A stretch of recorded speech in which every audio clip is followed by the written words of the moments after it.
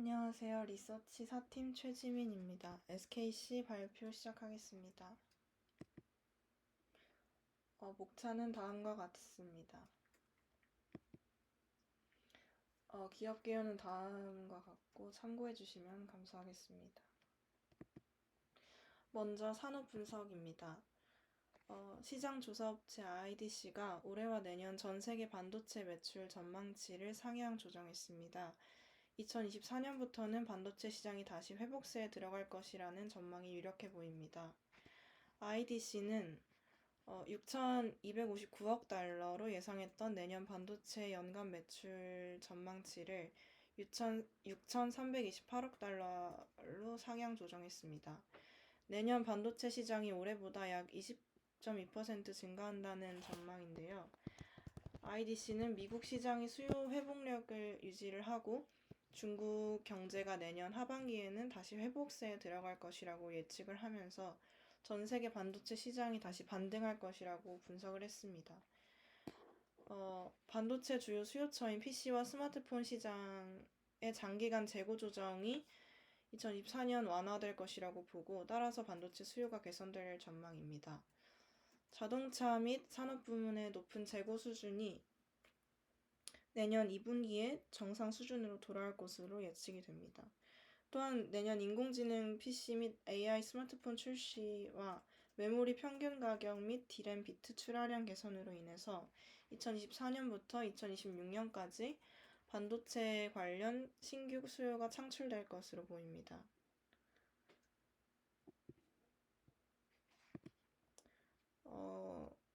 서버와 자동차 시장을 중심으로 반도체 시장이 반등할 전망을 보이는 것과 함께 세계 반도체 파운드리 시장의 무게중심이 스마트폰 등에 활용되는 모바일 반도체 시장에서 데이터 서버와 인공지능 서버, 자율주행 자동차에 쓰이는 시스템 반도체로 쏠리는 흐름도 같이 뚜렷해지고 있습니다. 세계 1위 파운드리 업체인 대만의 TSMC 매출에서 데이터 서버 등에 사용되는 고성능 컴퓨터용 반도체가 1위에 올라섰다는 점 등을 보았을 때도 세계 파운드리 시장의 판도 변화가 보이는 부분입니다. 2022년 4분기 파운드리 전체 실적에서 고성능 컴퓨터 HPC용 반도체 매출은 42%로 가장 큰 비중을 기록을 했고 3분기 대비해서 매출 증가율도 10%로 보이고 있습니다. 스마트용 반도체가 38%, 사물 인터넷 반도체는 8%, 자동차용 반도체는 6%로 뒤를 이었습니다. 자동차용 반도체를 제외하면 모두 직전 분기보다 매출이 줄어든 것으로 나타났습니다. 글로벌 고성능 컴퓨터 HPC 시장은 2022년 360억 달러에서 연평균 성장률 6.7%로 증가해서 2027년에는 500억 달러에 이를 것으로 전망이 됩니다. 이는 일반 반도체 시장의 성장률에 비해 굉장히 큰 성장세임을 알 수 있습니다. 전 세계 고성능 컴퓨터 시장을 지역별로 살펴보면 북미 지역이 45%로 가장 높은 점유율을 나타낼 것으로 예상이 되고 있습니다. 전 세계 고성능 컴퓨터 패키징 시장도 같이 성장할 것이라고 예측이 되고 있는데요. 2022년 80억 달러에서 연평균 성장률 13.4%로 증가하면서 2027년에는 150억 달러에 이를 것으로 전망이 됩니다. 이 또한 일반 반도체 시장, 패키징 시장의 성장률에 비해서 굉장히 큰 성장세임을 알 수가 있습니다. 고성능 반도체 산업의 HPC 시장 점유율 확대에 따라서 고성능 저전력 그리고 작은 크기의 반도체 필요성이 점차 커지고 있습니다. 이에 따라서 반도체 산업은 집적회로 선폭을 줄여서 칩을 작게 만들고 전력 소모를 줄이는 초미세화 방향으로 발전해 나가고 있었습니다. 하지만 최근 들어 한계에 부딪힌 모습을 보이고 있는데 선폭 크기를 줄일 수 있는 물리적 한계에 도달하면서 더 이상 작게 만들기가 어려워진 데다가 회로 간의 거리가 가까워지며 누설 전류가 흐르고 공정 난이도가 상승하는 등의 수율 문제가 늘어났습니다. 특히 칩 하나에 다양한 기능을 하는 회로를 구현하다 보니 회로를 그려놓고 칩에 현상하기 위한 포토마스크 등을 개발하는 비용과 시간도 크게 늘어났습니다. 선 공정에서 기술적으로 발전에는 한계가 다다랐고 이제는 후공정에서 발전을 이끌어내야 하는 상황에 직면했습니다. 이러한 문제를 해결할 방법은 후공정의 패키징 단계에 있는데요. 패키징 단계에 사용되는 기판을 기존의 플라스틱 기판에서 글라스 기판으로 바꾸는 것이 해결책으로 대두되고 있습니다. 글라스 기판이란 단단한 특성 때문에 기존 유리 재료 기판에서 나타나는 휨 현상을 줄일 수 있다 라고 하는데요. 칩을 좀 더 촘촘하게 얹어도 무게에 휘지 않고 발열에도 강해서 불량률이 낮습니다. 글라스 기판을 활용하면 중간 기판 없이 바로 반도체 칩을 연결할 수도 있고 적층 세라믹 캐패시터인 MLCC 같은 수동 소자는 글라스 기판 내부에 실장이 되면서 이런 구조 덕분에 글라스 기판은 같은 크기의 더 많은 칩을 집적할 수 있게 해주는 중요한 반도체 시장의 기술로 떠오르고 있습니다. 그래서 패키징 산업을 이끄는 인텔 또한 글라스 기판 양산을 목표로 공장을 증설하고 투자를 확대해가면서 2030년도 양산을 목표로 준비하고 있다고 밝힌 바가 있습니다. 2차전지는 전기 자동차 시장의 성장과 더불어서 중대형 에너지 저장용 2차전지 시장의 성장으로 향후 그 규모가 크게 확대되어 2025년에는 2차전지가 메모리 반도체보다 더 큰 시장으로 성장될 것으로 전망되고 있습니다.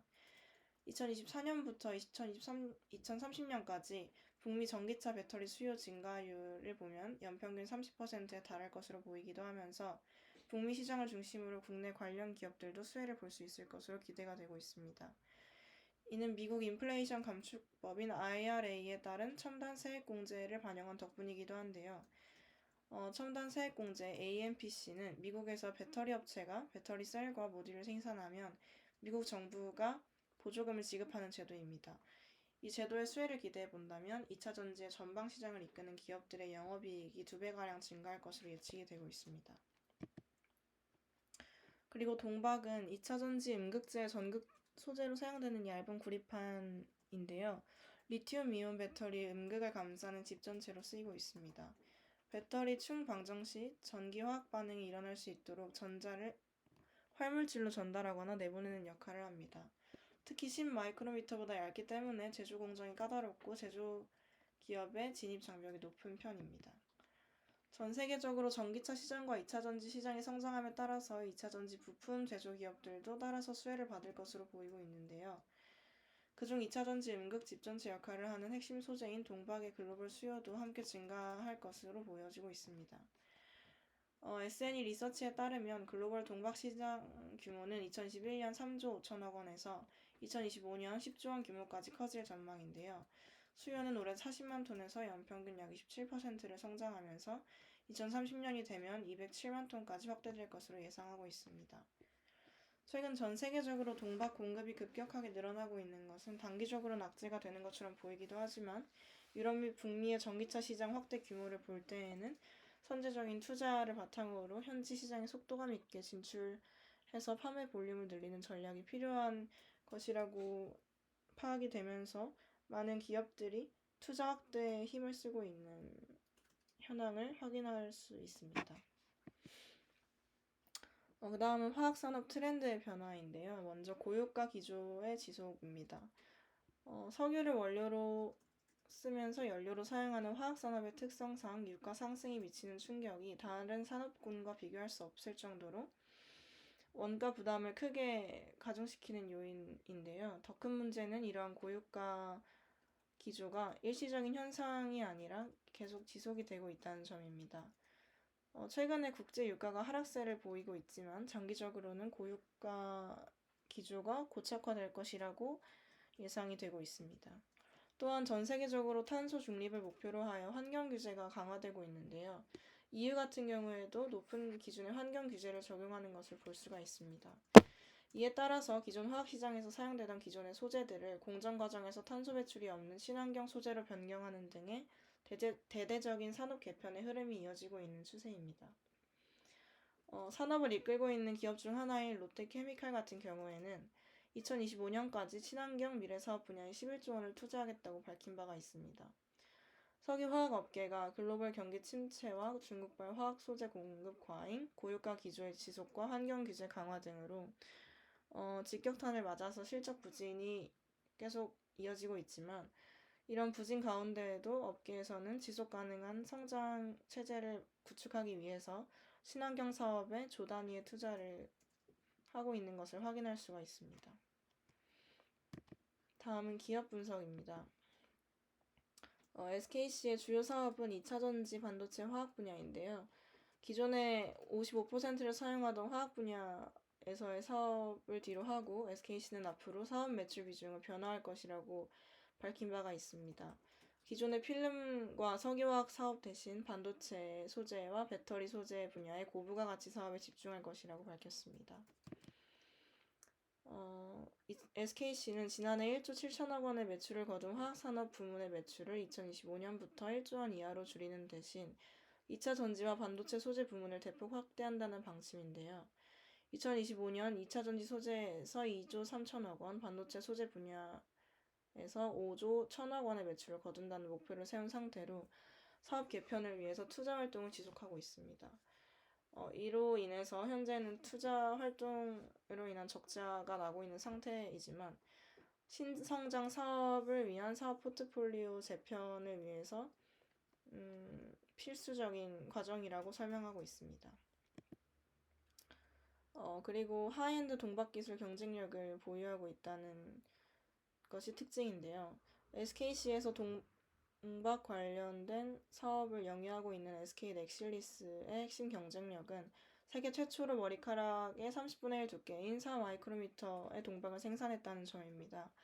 세계 최고 동박 기술력을 자부하는 SK 넥실리스 공장은 지난달 두께 4.5마이크로미터 및 폭 1.33m 동박을 3박 4일간 56.5km 길이로 생산을 해서 한국기록원에서 가장 길고 폭이 넓으며 얇은 동박 제조로 전지박 최고 기록 공식 인증을 받기도 했습니다. 동박이 길고 얇을수록 동박의 기술력이 높다라고 평가되기 때문에 이러한 부분은 SK 넥실리스의 동박 기술력을 보여주는 하나의 사례로 볼 수 있습니다. 또한 동박이 얇으면 한정된 배터리 공간에서 음극 활물질을 더 채울 수 있고 길고 넓으면 배터리 업체는 생산성을 더 높일 수 있습니다. 그만큼 동박을 생산할 때 사용되는 롤을 더 적게 교체해도 되기도 해서 원가 절감의 효과를 볼 수도 있습니다. 그 다음은 글로벌 고객사와 대규모 동박 공급 계약을 체결했다는 점인데요. 단기적으로는 2차전지 시장이 둔화가 되고 있는 추세이지만 2차전지의 수요를 잡아둔 상태라고 보입니다. SKC의 2차전지용 동박 생산 자회사인 SK 넥실리스가 해외 배터리 회사에 10년간 2조 원 규모의 동박을 공급하는 계약을 체결하기도 했고 이는 지난해 SK 넥실리스 매출의 2배가 넘는 규모인 것을 보면 미래에도 동박이 미래의 고부가 가치 사업인 것을 확인할 수가 있습니다. SK 넥실리스는 최근 일본의 인비전 ASC와 2조 원에 달하는 동박 공급 계약을 맺기도 했고 해당 동박 공급 계약 기간은 2025년부터 10년간이라고 밝히기도 했습니다. 그리고 현재 SKC에서 실리콘 응급제 시장에 진출을 준비하고 있는데요. 실리콘 응급제는 2차전지의 저함량 제품 시장을 주도하는 제품으로 2023년에는 흑연이 87%, 저함량 제품이 13%를 차지하고 있는 반면 2030년에는 흑연이 59%, 저함량 제품이 32%를 차지할 것으로 예상이 되고 있습니다. 그에 따라서 실리콘 응급제 시장의 규모도 2023년 9억 달러에서 2030년 146억 달러로 증가할 전망입니다. 지난 21년 영국 실리콘 응급제 업체인 넥시온에 총 8천만 달러를 투자한 데에 이어서 지난 7월 실리콘 응급제 자회사인 얼티머스를 설립하기도 했습니다. 실리콘은 흑연보다 에너지 밀도가 10배 이상 높아서 배터리 충전 시간을 크게 단축시킬 수 있다는 장점이 있는데요. 얼티머스는 연내 파일럿 라인을 가동하고 실리콘 응급제 생산 준비의 속도를 높일 계획이라고 밝혔습니다.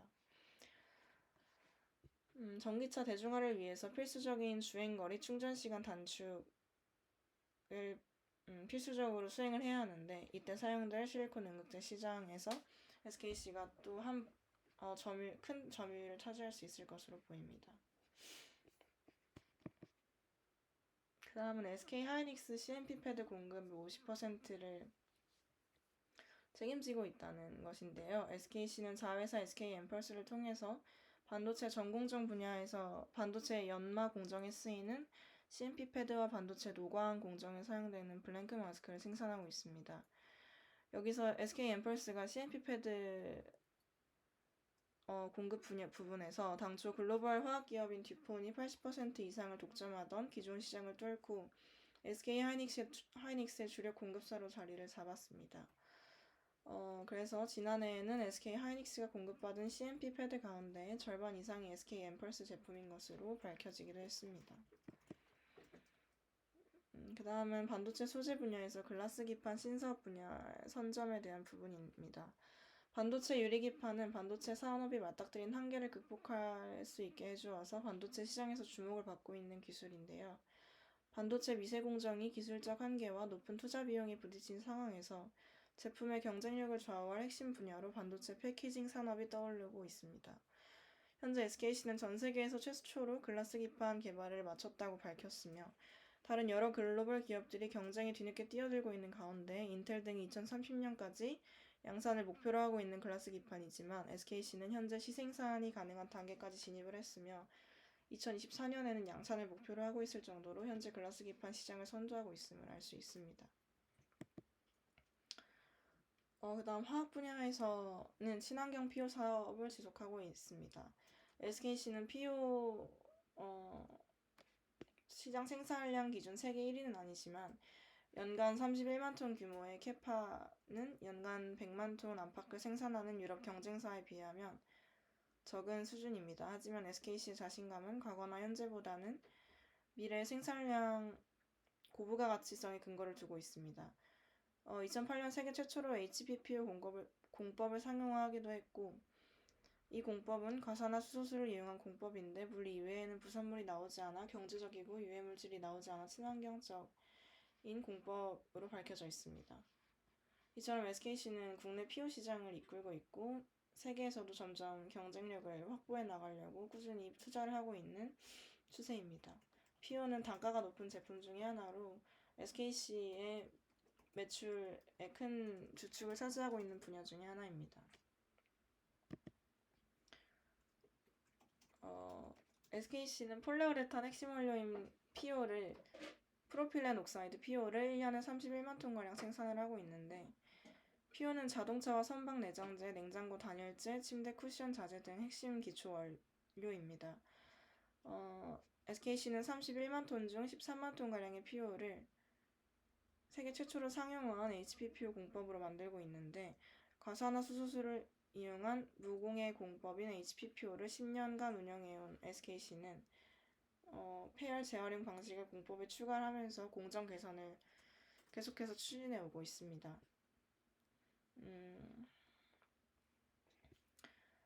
아까 말했듯이 글로벌 상위 PO 사업자들은 PO 생산량이 연 100만 톤가량이 되며 SKC의 생산량은 아직도 여기 3분의 1 정도이지만 회사는 HPPO 공법을 핵심 무기로 2025년까지 글로벌 3개의 생산 거점에서 PO 생산량을 100만 톤으로 끌어올리겠다는 목표를 세웠습니다.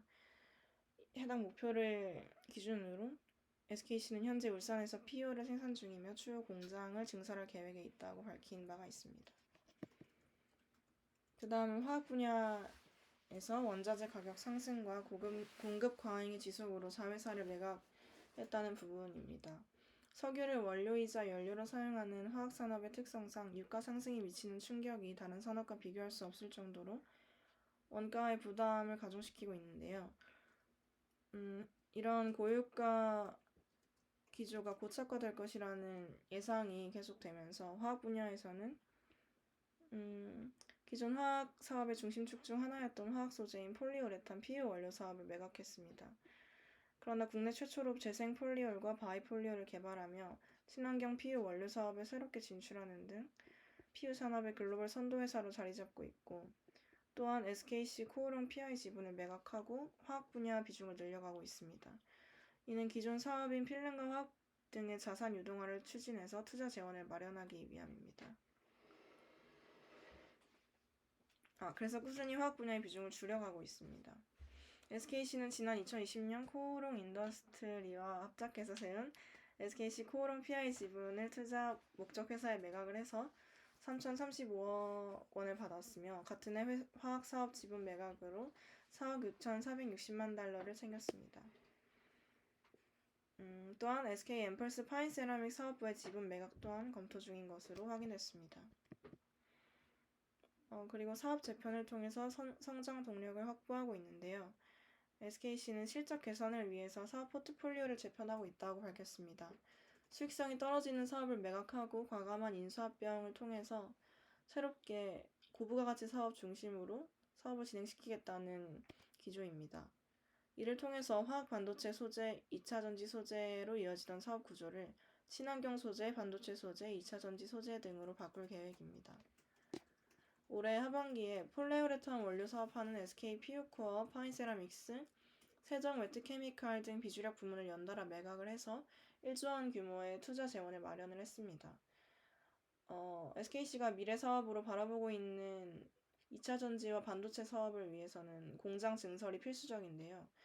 대규모 동박 공장을 해외 각국에 동시다발적으로 짓기 위해서도 단기간 내 대규모 자금이 필요합니다. SKC가 지난해 12월 산업은행과 5년간 1조 5천억 원 규모의 금융협약을 맞은 데 이어서 이번 매각 등을 통해서 투자 자금을 마련해서 동박 공장에다 대규모 동박 공장 신설에 투자한 것으로 밝혀졌습니다.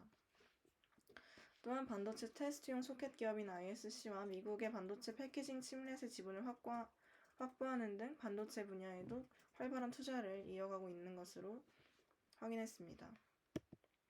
다음은 투자 포인트입니다.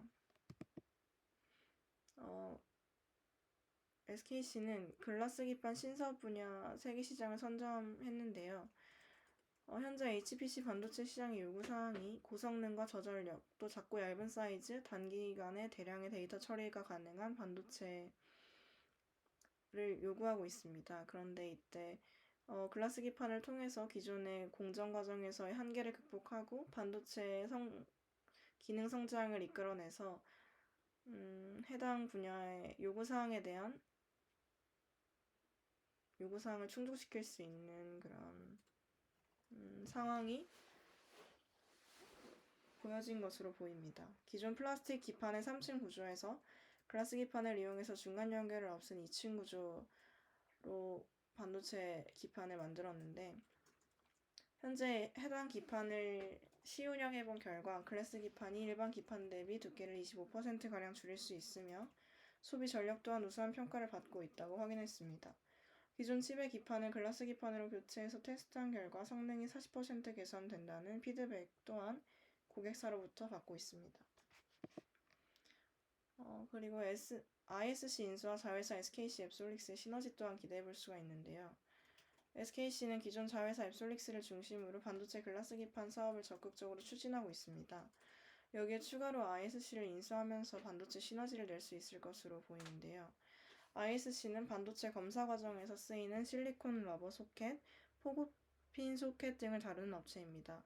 정기적 성능 테스트 시 검사 장비와 디바이스를 연결하는 역할을 하는데요. 현재 반도체 테스트 분야에서 세계 1위를 차지하는 기업으로 반도체 분야에서 또 하나의 경쟁력을 획득하게 되었습니다. 당장은 반도체 산업이 침체된 상황이지만 고성능 반도체에 대한 수요가 늘어남에 따라 첨단 패키징 기술이 고도화되고 있고 이는 테스트 수요 확산으로 이어지고 있습니다. 이와 같은 반도체 업계의 발전 방향을 고려하면서 SKC는 자회사 앱솔릭스와 ISC를 통해서 반도체 패키징 분야뿐만 아니라 테스트 분야까지 섭렵해서 반도체 수직 계열화에 한 발 더 다가섰으며 후공정을 모두 지원할 수 있는 기반이 갖춰졌다고 보입니다.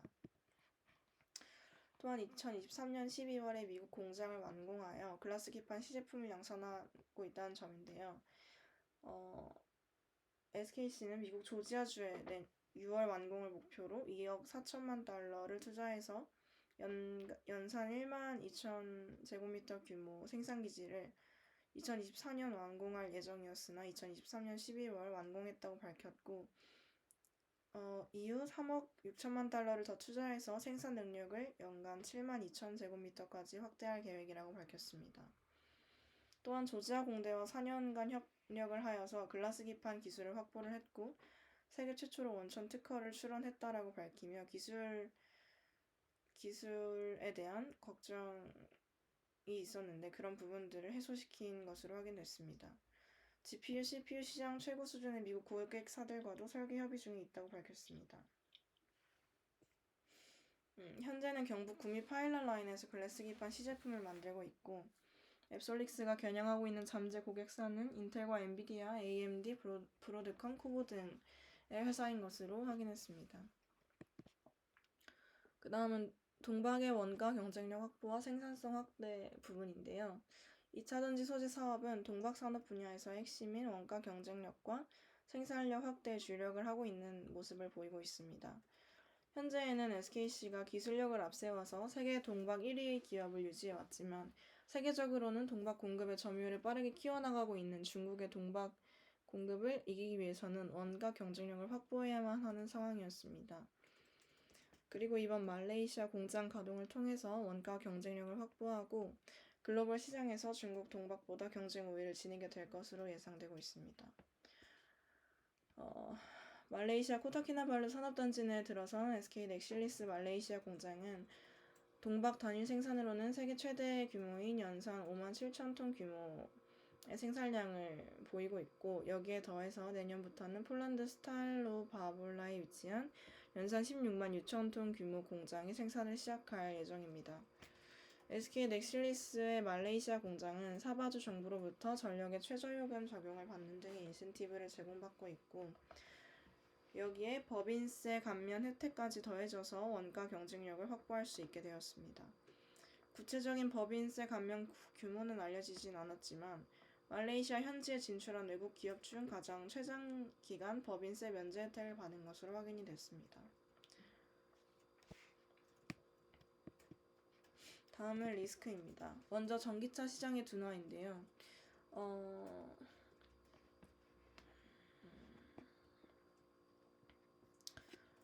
현재 중국 전기차 시장의 주요 수요처인 중국의 경제 상황이 악화되면서 전기차 시장의 일시적인 둔화 현상이 보여지고 있습니다. 그러나 전기차 시장의 둔화 현상은 미국 전기차 시장 판매량이 기존의 미국 전기차 시장 성장률이 자동차 시장 성장률보다 낮은 것을 통해서 둔화가 되고 있다는 것을 알 수 있긴 하지만 미국과 유럽 등의 환경 규제를 통한 내연 기관차에서의 전기차 시대로의 전환 등의 목표를 생각하면 전기차 시장의 둔화 현상은 일시적인 현상이라고 보이기도 합니다. 그 다음은 중국의 수출 규제를 통한 흑연 조달의 어려움인데요. 지금 현재 반도체 생산에 사용되고 있는 흑연의 대부분을 중국에서 가져와서 사용을 하고 있는데, 중국에서 미국과의 반도체 경쟁에서 미국을 견제할 용도로 흑연 등의 제품을 수출을 규제하고 있습니다. 그런데 이런 상황에서 한국 등의 국가들도 피해를 받을 것으로 예측이 되고 있는데, 그러나 또 일부 측면에서는 중국에서 완전히 수출을 규제했다는 것이 아니라 일부 수출 기준을 강화한 것이라고 밝히기도 해서 수출 규제를 통해서 흑연을 완전히 조달받지 못할 거라는 위험성은 사라진 것으로 보이기도 합니다. 그 다음은 밸류에이션입니다. 먼저 2023년 매출액인데요. 23년도 4분기 매출 고려 사항은 2차전지 소재 산업 분야에서는 한국 정읍에서 기존의 연산 5만 2천 톤 규모의 공장으로 동박을 생산을 하고 있었고, 이것이 4분기에도 그냥 기조가 유지될 것이라고 보여서 해당 부분에서는 크게 성장세는 보이지 않고 있고, 반도체 소재 사업에서도 3분기와 별다른 차이가 없을 듯 보이지만 블렁크 마스크 중화권 고객사의 판매를 개시했다는 점, 그리고 화학사업부에서는 PG 분야에서는 고부가 DPG 시장 수요가 회복세가 보이고 있지만 중국 수요 개선이 불확실하다는 점을 고려해서 4,734억 3분기보다 줄어든 매출액을 예상해봤습니다. 매출 원가는 2조 5,384억, 판관비 2,580억, 영업이익은 4분기에 동박 생산에 드는 전기료가 인상됐다라는 점, 그리고 작년 동기 대비 17.3% 상승했다는 점을 들어서 마이너스 316억 예측했습니다. 영업의 손익 마이너스 100억, 법인세 마이너스 520억, 한국 조세 표준을 적용했고 당기순이익은 마이너스 1984억 예상했습니다. 그리고 2024년 예상은 매출액 3,657억 원 예측했는데요. 동박 부문에서는 말레이시아 공장 양산이 본격화가 되지만 2024년도에도 동박 과잉 공급이 지속될 것이라고 예상을 했고 2024년도 상반기에는 전방 산업의 수요가 2023년과 비슷할 것이라고 예상했습니다. 23년도 3분기부터 실적 개선 가시화가 예측이 되고 있습니다. 그리고 반도체 소재 사업 분야에서는 시장 기능이 계속되고 있지만 실리콘, 응급제와 유리 기판 등 신사업 모멘텀 유지가 될 것으로 보입니다. 그리고 화학 부분에서는 PG와 PO 부분에서 시장 수요가 조금 회복세가 예측이 되고 있지만 여전히 과잉 공급 예측되고 있고 중국 수요 개선이 불확실하다는 점을 들어서 3,657억 원 예측했습니다. 매출원가 2조 8,510억 그리고 판관비 3,080억 영업이익 321억 예측했고 영업이익 고려사항에서는 동박 부문에서 영업이익률 5.5% 상승을 예측을 했습니다. 그리고 말레이시아에서 5.7만 톤 캐파 증설로 총 캐파가 10.9만 톤 확대된 것을 고려했고 그러나 글로벌 시장의 공급 과잉이라는 점을 고려했습니다. 그리고 화학 부문에서는 74억 원으로 전년 대비 마이너스 335억 원 예측했는데 주력 제품인 프로필렌 옥사이드 글로벌 증설 규모가 165만 톤에서 2024년 106만 톤으로 아직도 사이클 회복 기대가 이르다는 점을 고려했습니다. 영업외 손익 마이너스 129억, 법인세 290억, 당기순이익 1,170억 예상했습니다. 그래서 2023년 예상 주가는 98,392원 그리고 2024년 예상 주가 98,465원 예상했습니다. 2025년 예상치는 매출액 7.9조 예측했는데요. 동박 부문에서는 말레이시아 공장 양산이 본격화되고 중국과의 동박 가격 경쟁력에서 확실한 우위 선점을 할 것이라고 예측을 했고 대규모 공급 계약 체결로 인한 부분이 실적에 반영될 것이라고 생각을 했습니다. 그리고 반도체 소재 산업에서는 24년도 3분기부터 글라스 기판 본격 양산이 시작이 될 것이고 25년도부터 물량 공급이 예상될 것이라고 예상될 것을 고려했습니다. 그리고 화학 부분에서는 업황이 개선될 것이라고 예측했고 화학 부문 포트폴리오 재편한 부분을 완료하고 본격 상업화 될 것을 예상했습니다. 그래서 매출원가 2조 8,510억, 판관비 3,080억, 영업이익 912억 예측했고 AI 시장 성장에 따른 메모리, 비메모리 부문 동반 수혜 예상했습니다. 영업외 손익 마이너스 129억, 법인세 290억, 당기순이익 1,170억 예상해서 2023년, 24년, 25년 예상 주가 각각 98,392원, 98,465원, 115,550원으로 투자 의견 바이 제시합니다. 감사합니다.